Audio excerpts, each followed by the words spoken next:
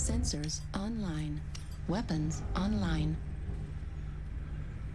All systems Stay together, call nominal. out targets, have a good time, and get microphones. Override engage. All hostiles. Show no mercy. Thanks.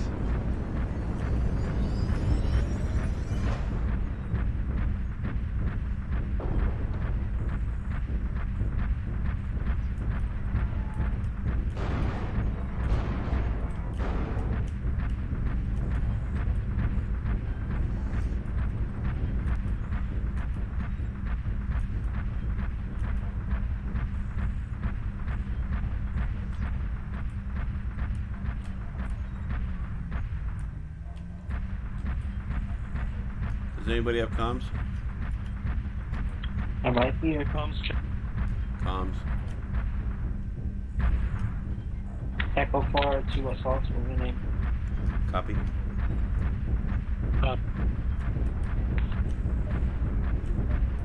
Target acquired.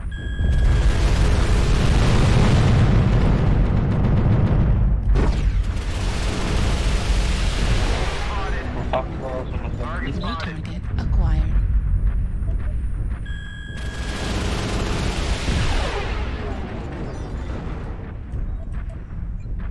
Looks like we have multiple contacts, Fox 4.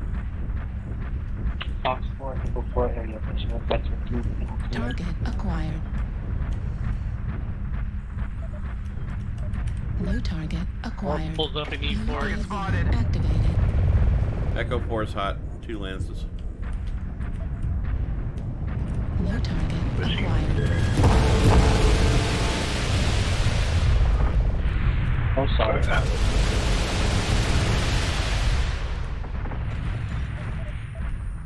New target acquired.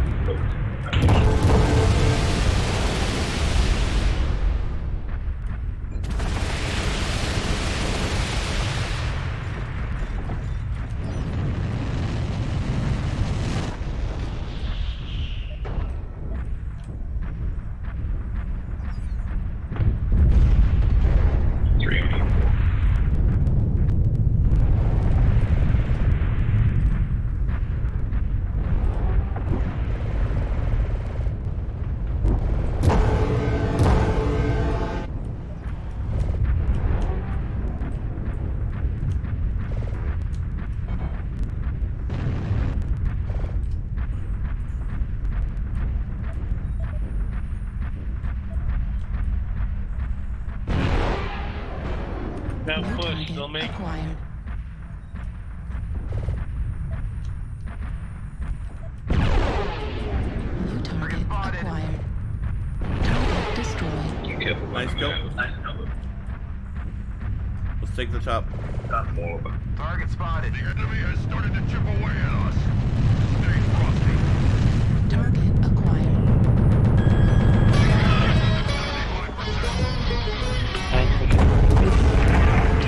Acquired. Indigo's right shoulder scored. So is the center.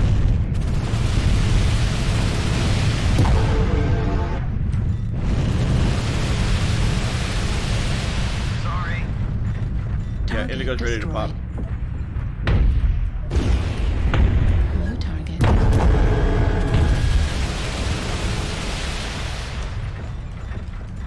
Kilo's scored right shoulder. New target acquired. Charger, Echo 4. Charlie's fresh.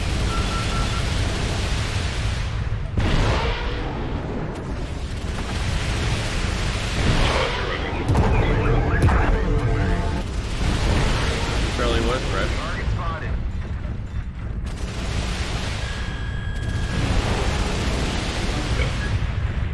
Wow, nice job. Good job, guys. Thank you. Target acquired. Fox is the ballistics build. He's near Echo 4. New target.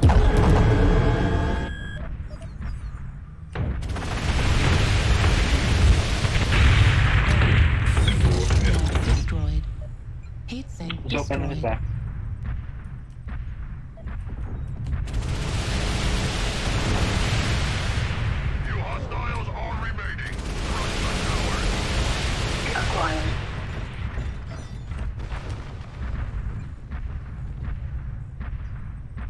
New target acquired. Target spotted. Delta's left shoulder. Delta any shoulder. New target acquired. Target destroyed. GG. Let's go. Like it's about the morning. Great match, everybody. 1 killing blow, 6 assists, 1 solo, 2 KMDD, 745 damage, 3 toes stepped on, 5 components destroyed. Hallelujah. And I even killed a UAV. Our team, 798. That's a great number. That's me, 745, 662, 819. Oh, yeah. Their team, 889, 714, 666. A little omnibus. Yeah, overall a great match. Let me show you this guy. So this is my Hellfire, and this is another one of the variants that I call Rain Man in the LRM series. And this is probably my guaranteed go-to mech for just having a great time with LRMs. This is, in my opinion, the quintessential LRM boat. First of all, it's not very tall. I mean, look at this. As an example, if we were looking at a Novacat, you'd barely be able to make out the top of the 4 here. So that's how much taller a Novacat is compared to this. Novacat's a very tall mech. When you compare them in height and size and stuff. The other thing that's really nice is that the arms are actually way out left and right. So that gives you a really good field of fire around corners and stuff. And then, you know, they're not as high as they could be. They could be much higher, but then that would change the overall layout of the mech. Another thing is the missiles. They're set up in such a way that they work really well for being able to get missiles downrange. Basically, if you can see it, you can probably shoot at it with the LRMs. And then the same thing with pretty close to it. It's not quite the same with the lasers. You have to get up over the top of targets. But the LRMs track really well over the tops of targets really nicely. I've had several Hellfires, and the C is hands down my favorite as far as the availability of being able to get weapons downrange. Another great thing about this thing is look at the side's torso. It's not a really thick and heavy silhouette from the side. The back side, it's what it is. But it's a really nice even silhouette. The arms actually do really good for shielding and stuff. It's got really good hit boxes. And it's, as far as being able to take damage goes, it feels a lot like an Intersphere mech as far as being able to take just a Brutus amount of damage. Let me show you what this thing looks like on the build. So I'm running 4 LRM-15s, laser AMS, so I don't have to deal with extra ammo and baggage, because as you can see, I don't have a lot of extra space here. 4 ER medium lasers. I've got this thing fully skilled out. And what do we got here? 6 double heat sinks on board. And then as far as ammo goes, ammo's a little bit on the light side, and I had to go this way in order to put the laser AMS on there. If you take the laser AMS off, you can do this, and then you can get 2 additional tons of ammo for your missiles.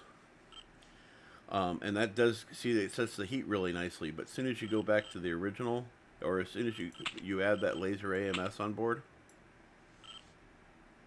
now it goes down to 125. So that's why you need to add that 6th double heat sink. By adding that 6th double heat sink, you get your heat management a little bit better, because you're going to need it, because you're going to be firing these weapons quite a bit. Typically what I do in a configuration is I'm about to sneeze.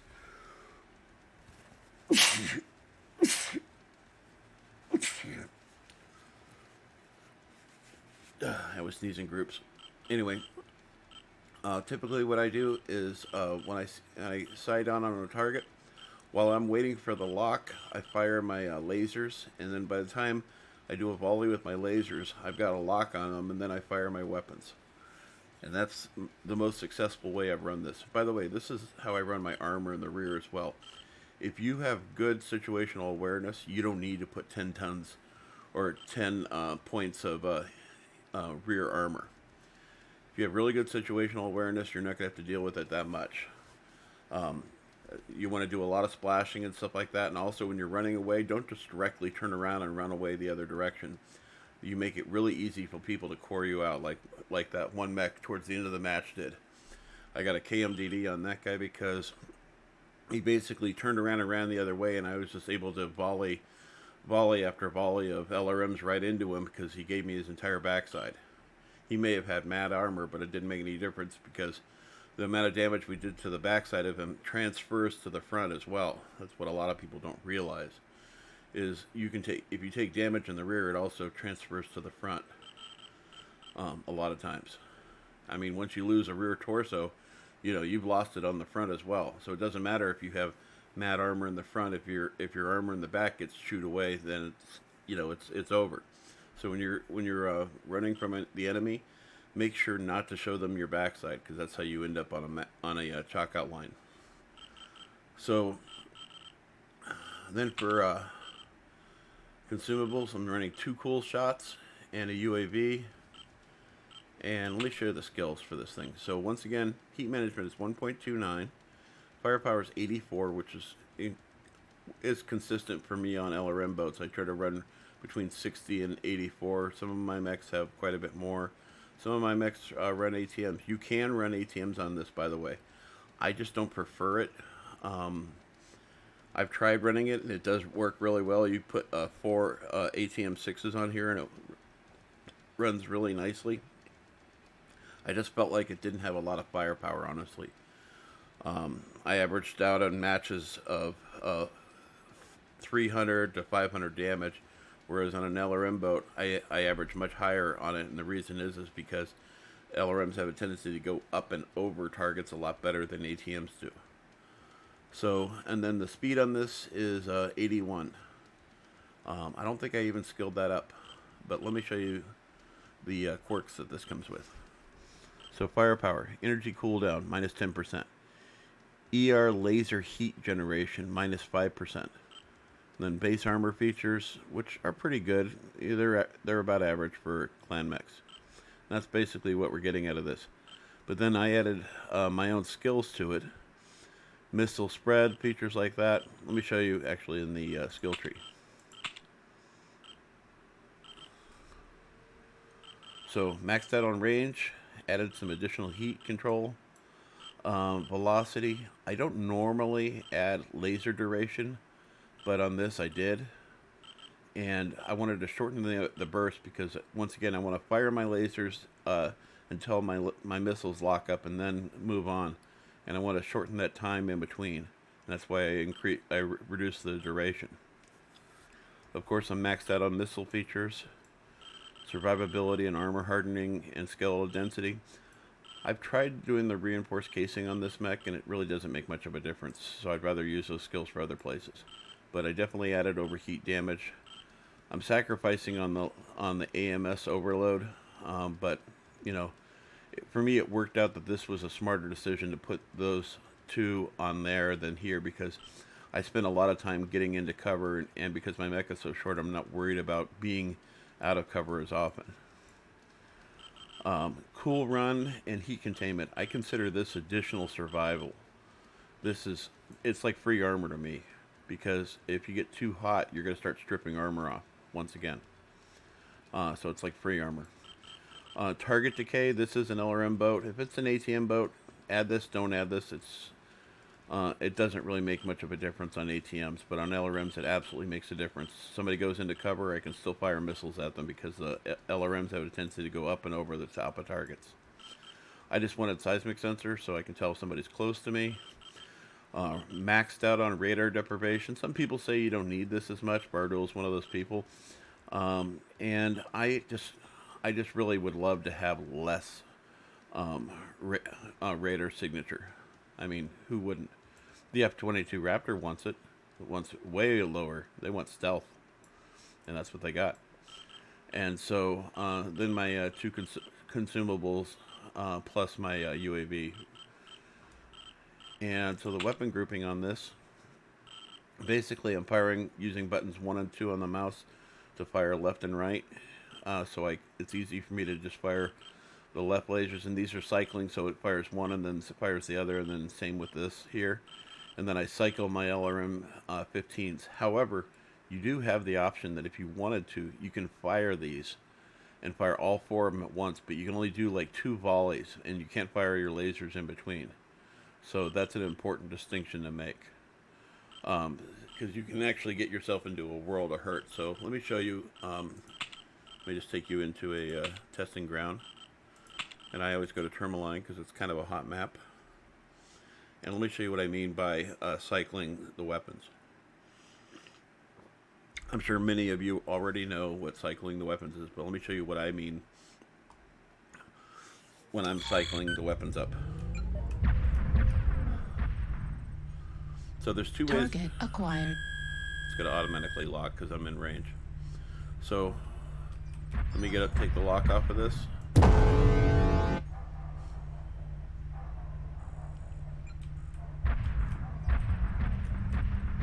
Go out of range.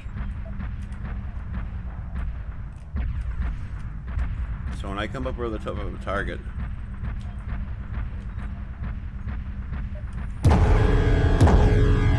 I see how quickly I get my lasers down range, and in that time I'm waiting to fire my missiles until I can get a lock, but I'm using my lasers to get weapon down range while I'm waiting for that lock to happen.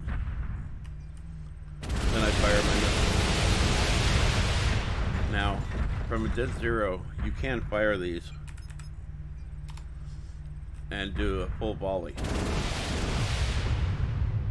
As soon as they're ready again, you can fire them again. So you can keep firing like this for a bit.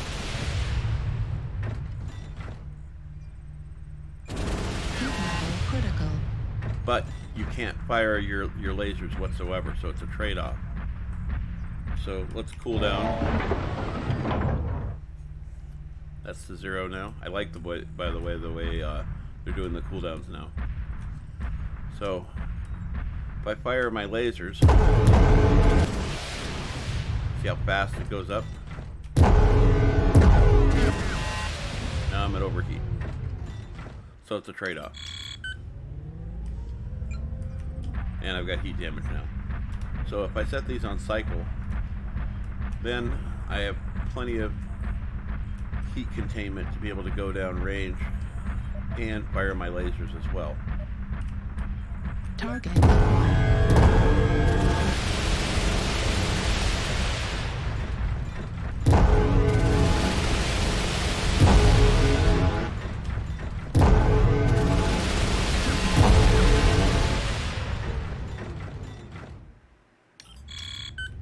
That was a little bit of an extreme, but you get the idea.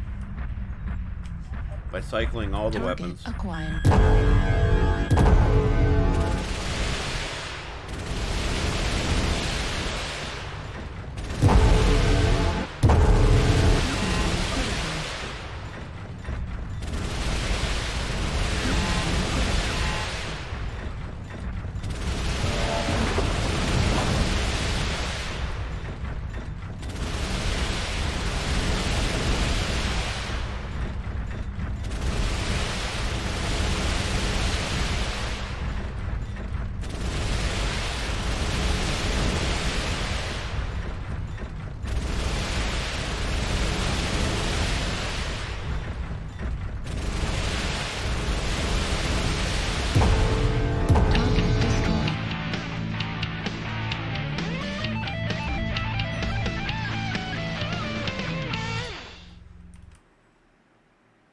where'd I go? There I am.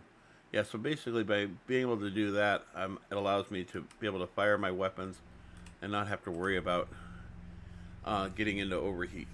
So that's the gist of this, and I hope this was informative, and I hope to see you on the battlefield.